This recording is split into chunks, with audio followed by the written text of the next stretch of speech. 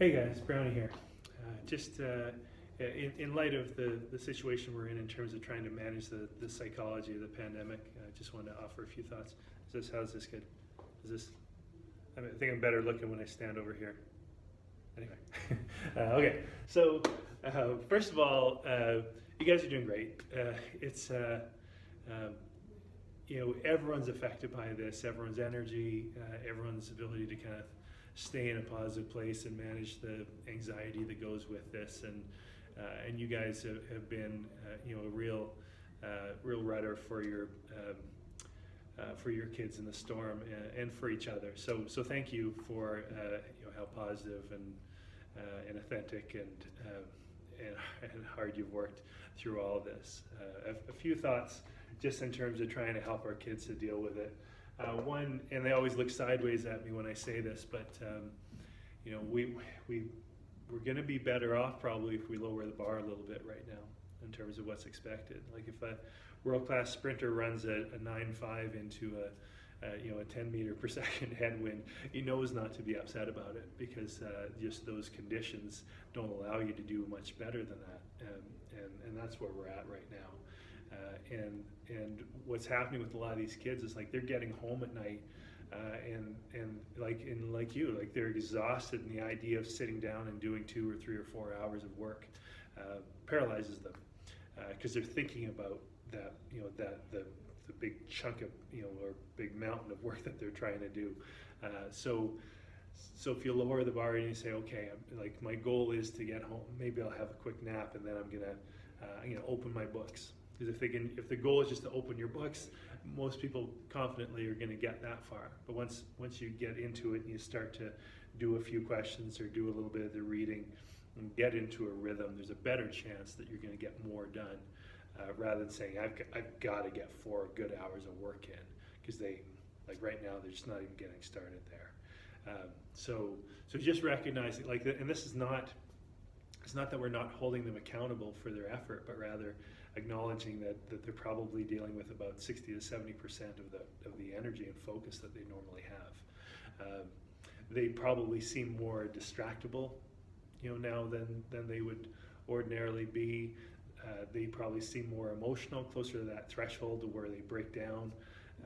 They're probably telling more fibs about how much work they've done or what's going on at home, but a lot of that just traces back to the psychology of this whole thing. So we want to be mindful and respectful of that.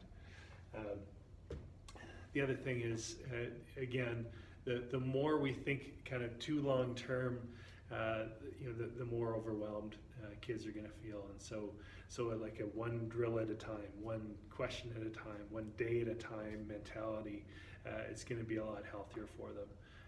And if they start thinking too big, that you'll see that kind of shutdown effect. So as a teacher, as a coach, just breaking it down to whether it's just one task at a time, or even one part of a task, or one drill, or one period, or whatever.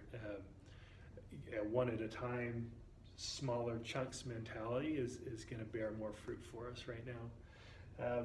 The other thing is, like, a big part of what's been taken away is the funnest stuff, and that's usually, it's the whole essence of what we do here at Edge is we're piggybacking the energy that comes from doing your funnest thing, and that's been pretty limited right now in a lot of ways. So the more with limited energy you're able to make on the ice or on the court or on the pitch or in the classroom, make it fun, whether it's keeping score somehow or building it into an activity that's expressive or creative, but just where there's a sense of fun and play there, that's going to generate more energy, and you're going to get more out of them that way. They're pretty delicate right now, as are we, frankly, and so it's hard, right? Because we want to get as much out of them as we can so that they can grow and develop and advance. But this is a time where we need to be extra mindful of kind of tone and how hard are we pushing, and are we forgiving of those those little lapses in concentration and performance, so that they don't get kind of mired in guilt and and negativity in themselves. We're all going through this too. So your ability to normalize it for them can be immensely beneficial. So so even just like if you're in class and you're like, whew, like like I can like even just standing here now talking to you guys, that like I'm a 6 out of 10 stress where I normally be a 2 or a 3, allows them to see, yeah, like everyone's affected by this. It is real and it's affecting us and it's hard. And so if they see those people, you guys that they look up to and trust, willing to admit that you're just doing your best and trying to take it day by day and get through it yourself, then they're not going to shame themselves for feeling those same things, because they know it's normal and they know it's real, and it's understandable that they're feeling this way.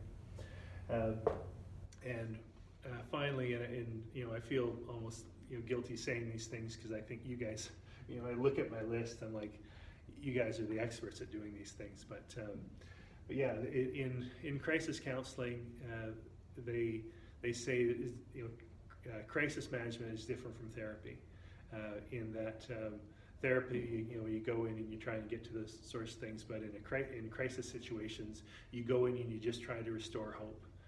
You just try and calm people down and restore the notion that we're going to be okay.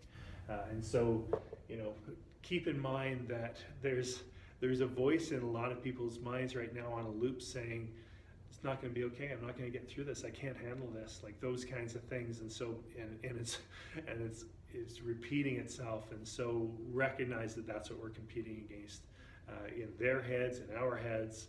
And the more we reassure ourselves, the more we reassure them, which is like, hey, one thing at a time, we're going to be okay.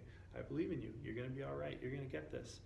Just reassuring them and ourselves and each other right now is going to go a long way. So you guys are awesome, and I admire each one of you and everything that you do each day. And hopefully these few points are helpful to you in getting through it yourself.